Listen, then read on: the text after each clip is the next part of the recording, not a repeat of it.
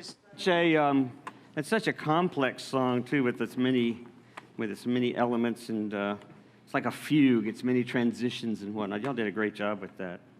And it helps to introduce this next segment here, as I want to share with you a couple of quick thoughts. So we'll have a little quiz here, and it's basically a multiple choice quiz. You can just show by a raise of hands or by saying A, B, or C, or D. So it's been how many? I'm going to just see how much we know about the nativity story. Okay. So this character was not at the nativity. Was it Zechariah, the centurion guard, the angel, or a donkey? Centurion guard. Zechariah? Centurion guard. Well, we're sure of that. But in fact, it was all of them. None of them were there. Yeah, okay. You're good, though. You're close. You know, at least, I know the Roman soldier wasn't there. No, he wasn't there. He was later. Which gospel did the wise men appear in? Matthew, Mark, Luke, John, all, or none? Matthew and Luke. What? All of them? Some of you say all of them? And just Luke. That's right, just Luke. Yes, all right. You can go home, Bronson. You got it. That's right. The wise men are only in Luke, right? And there's a reason. I'm sorry. No, I said Luke. It's Matthew. I got it wrong. Thank you for that. Yeah, I knew it. I was so ready to say that. All right. No, it's right. It was the wise men were in Matthew, and the reason why the wise men were in Matthew is because Matthew was really trying to prove and connect the divinity of Christ with the purpose of Christ, the purpose of Jesus with the divinity of Jesus. And so the wise men were part of that whole nobility lineage. And if you remember the whole series of begats that began the Gospel of Matthew, it was all to tie in Jesus to this royal line. So the wise men were there. In Luke, what were there that weren't in the other Gospels? Shepherds. Shepherds were only in Luke. And Luke's whole gospel is about the humanity of Jesus. It's about connecting with the poor and healing and helping in the need of the community, in restoring the kingdom, and the way we call it the kingdom. So Luke was much more about that earthiness, that humanness of Jesus. Which, in fact, if you think about it, and if you were reading the words, I told this to Linda this morning as we were getting ready. I said, really, that Run DMC song, all that is just a contemporary version of the Luke story. Because that's who Jesus came for. Jesus came for the poor. Jesus came for inequality. Jesus came for injustice. Jesus came about bringing community together in a more equanimous kind of context, to bring the kingdom of God into our midst. That was what Luke's gospel was all about. It was really basically all that Run DMC was saying in their own sort of clever, tongue-in-cheek way, is like, yeah, there's a lot of hurt, a lot of pain. And do we all recognize it? Are we all somehow participating in it? That's what Luke's gospel was all about. All right, so finally, which version of the nativity has God's voice saying in the scene, "This is my son in whom I am well pleased"? John? Who else? What? Yeah? Mark? Luke? That's right. It's not in the Gospels. That's right. It's in the Gospels. It's not in the nativity scene. Yes, that's right. Yeah. It comes when Jesus is baptized. So, a tricky test. That's right.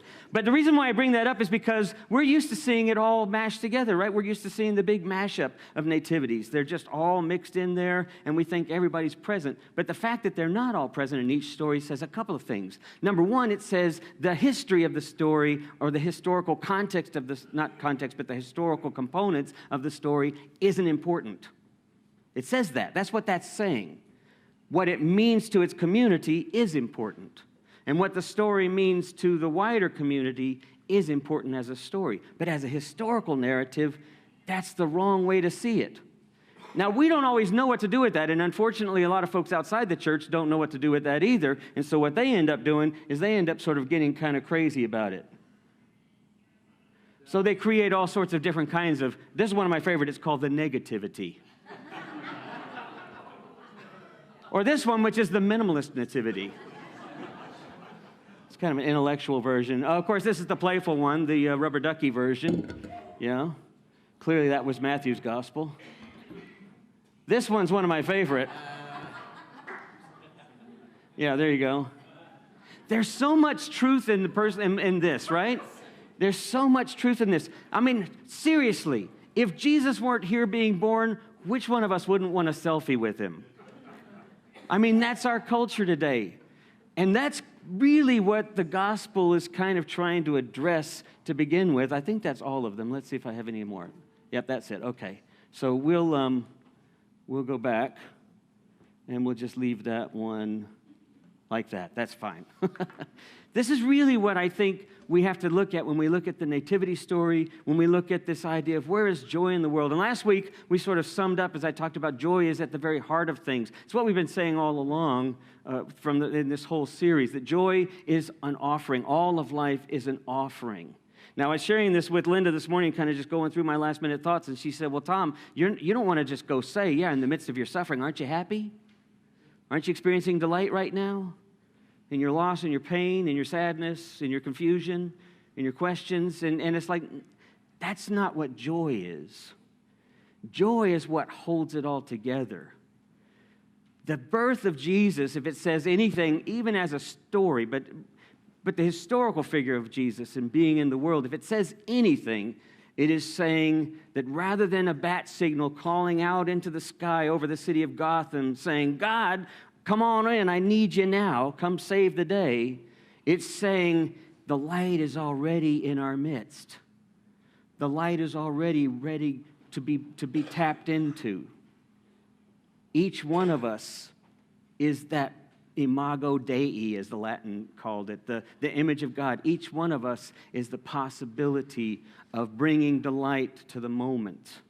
And if not being able to find it, to sit with the pain long enough to remember that there is joy in all things, that this passes. The way that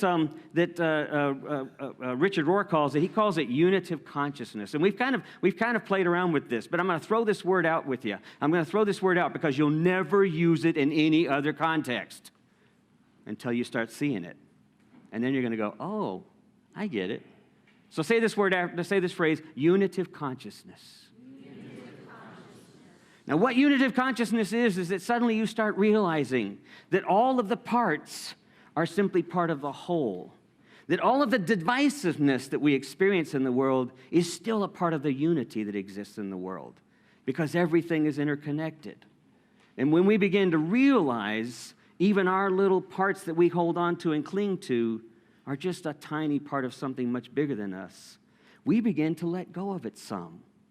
Even when we're in the midst of a challenge or difficulty or suffering or a hardship or a loss, when we can remember we're still a part of something larger, we begin to tap into this awareness that joy is what holds it all together. Joy is the thing that just keeps us coming back.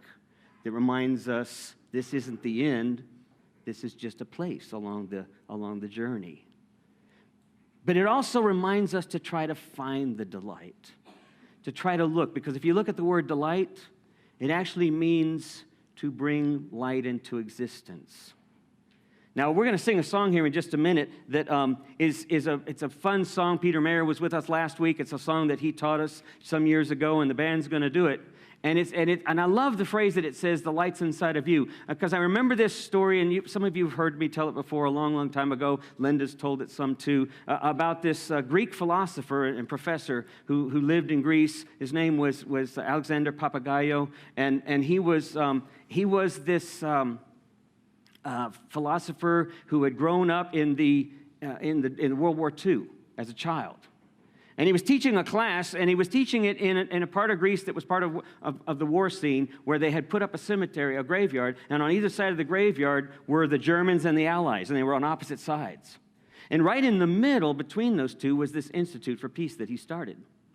And he was teaching a class, working with a group there, and as he was finishing up his lecture, he said, so I want you to tell me if you have any other questions before we wrap it up, and then we'll move on. And someone said they had a question. He says, well, what's your question? And he looked up at him, and he said, Dr. Papagayou, can you tell me what is the meaning of life?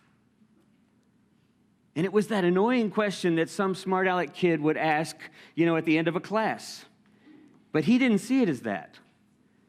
Because that's what the birth is all about. That's what the birth of Jesus is really all about. It's like, what's seeking to be born in your life now? What is that purpose that we serve? Like the man asked me in the parking lot, what do you do that brings you joy and brings joy to others? Connecting me with that deeper root. And so he looked at the student and he said, I normally might dismiss that question, but that's a good question. Let me tell you a little story. And he says that when I was a kid during the war, I remember everything was destroyed. There was so much destruction around, but we didn't have anything because we were so poor in those days. And he said, but there was a beat-up old German motorcycle that was just in the ruins on the side of the road, and it had its little side mirror. There was a piece of the glass of the mirror that was on the ground, and I picked that up because the way the sunlight was reflecting off it caught my attention, he said. And I picked it up, and then I went home and I sanded it down. I softened it up so I could carry it around with me, because as a toy, it became fun to sort of like play with the light reflection and just shine it in places where it wasn't as illuminated. I could shine it in cracks, or I could shine it underneath things. I could shine it in small holes. Wherever there was darkness, I could kind of reflect some light.